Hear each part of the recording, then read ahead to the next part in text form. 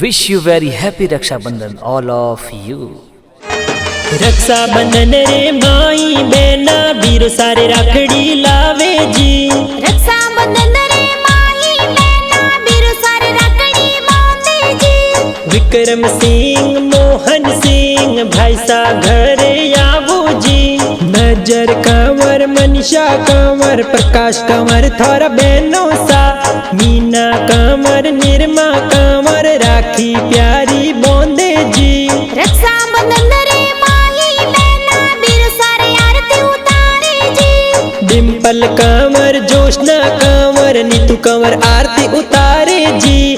चिंटू तनिषा पूनम गुड़िया आरतियों उतारे जी। लावो राखड़ी दोय दोय जोड़ भाई बहन रो प्यार अनमोल। भाई बहन रो प्यार अनमोल और रक्षा बंधन बड़ो प्यारो है ओ त्योहार घणो प्यारो है।